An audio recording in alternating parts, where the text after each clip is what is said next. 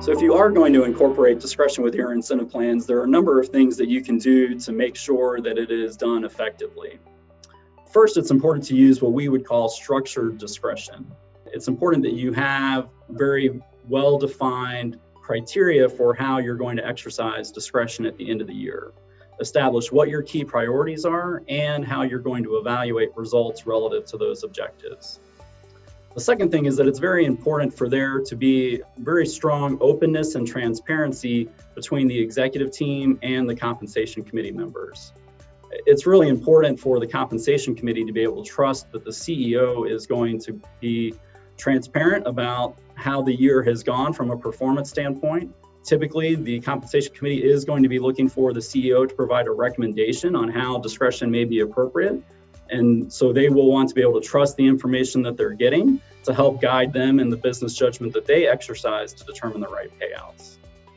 It's also important, if you're going to have a discretionary element, that you really discuss performance for that component throughout the course of the year and not just wait to have the discussion after the year has ended.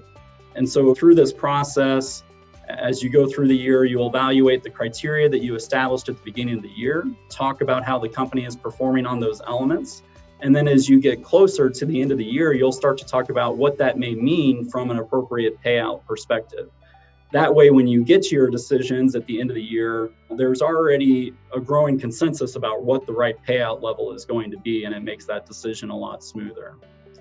And the last thing I would mention is that it is important that the compensation committee consider very carefully how its decisions on any discretionary component will be evaluated and perceived both inside the organization as well as externally.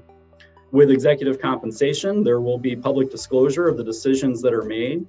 And so certainly the employee base is going to look at that. They're going to be able to see those decisions, and they're going to evaluate how that seems to align with what they received underneath their incentive plans, and then how they viewed the performance of the company through the year.